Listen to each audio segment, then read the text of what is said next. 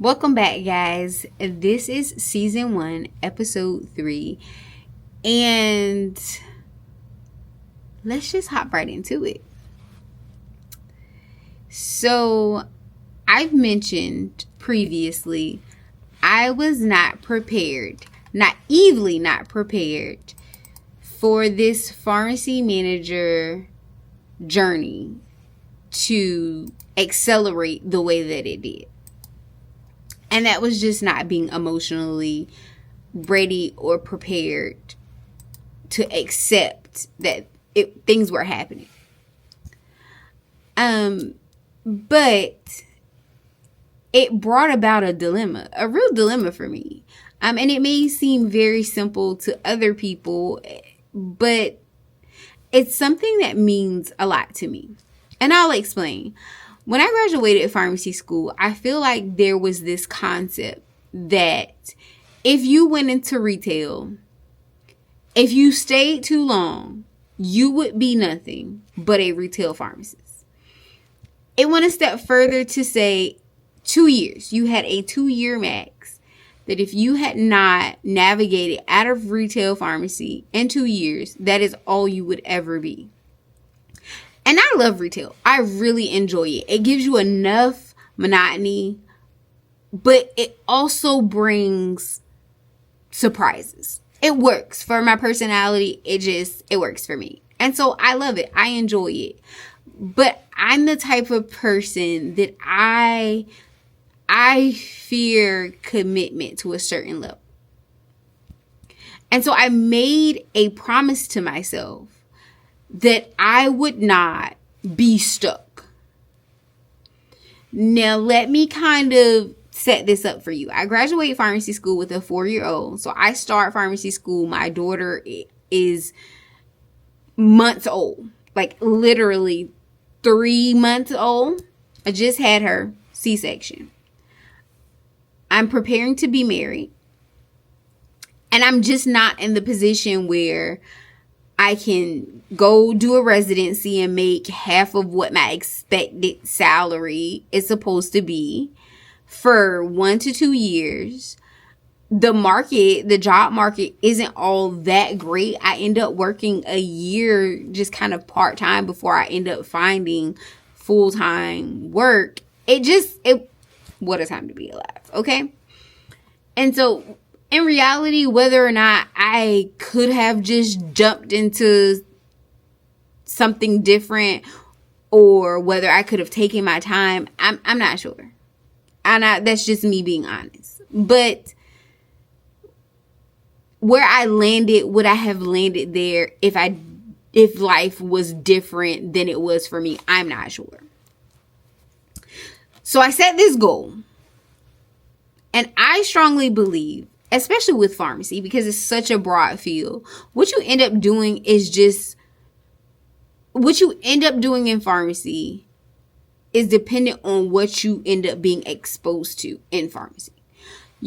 Pharmacy is so unique. You could end up with such an amazingly awesome job that is literally an anomaly, all because you've been exposed to it on a whim. So I'm always reading, I'm always researching, I'm always looking. And last year, literally 1 year, almost to the day, I end up placing in a more clinical position.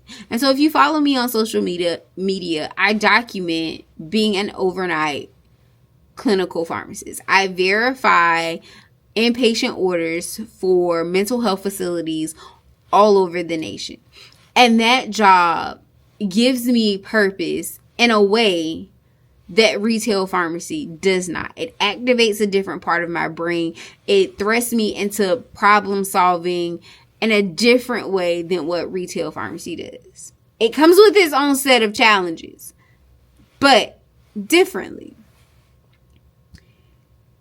I don't know if I'm prepared or ready to give that up. And not saying that I have to, but being a new pharmacy manager who's never been a manager before, who's required to work at least 45 hours a week, I'm not sure that working both would be even wise. Am I setting myself up for failure? I don't know. And I wasn't anticipating. This was not on my bingo card. And it's a dilemma. It's a real dilemma, because what I say to people, to students when I talk to them, I challenge them. I try to encourage them to find something that you genuinely enjoy, something that motivates you, something that you would do even if the compensation wasn't the standard. And I can truly say that working at the call center gives me so much joy. I really find purpose in it. It is truly a passion. I put in so many hours here, and yes, the financial aspect of it is great, but the work that I do here, I genuinely feel like matters. And I think that when you have a position that makes you feel purposeful, you don't just let it go. I enjoy the people I work with. I enjoy the company I work for. Is it perfect? No. Like, no situation is perfect always in every area. But it's pretty darn close. Like I said, it has its own set of challenges. But the dilemma now becomes, what do I do? And these are things that I did not anticipate having to consider.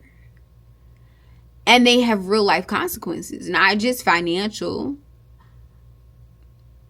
professionally, developmentally,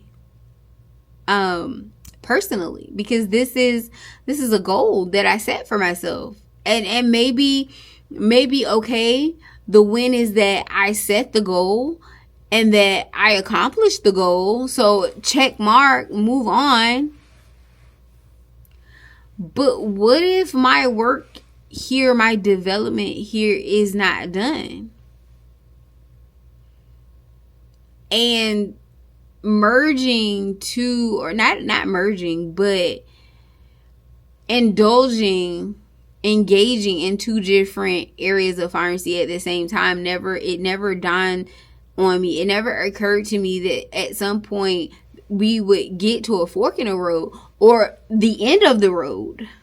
And certainly I had an idea in mind, like, okay, I'm gonna work, this is my plan.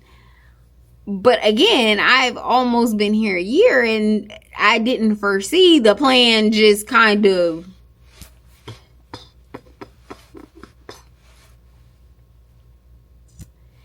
and so I'm certain that this is not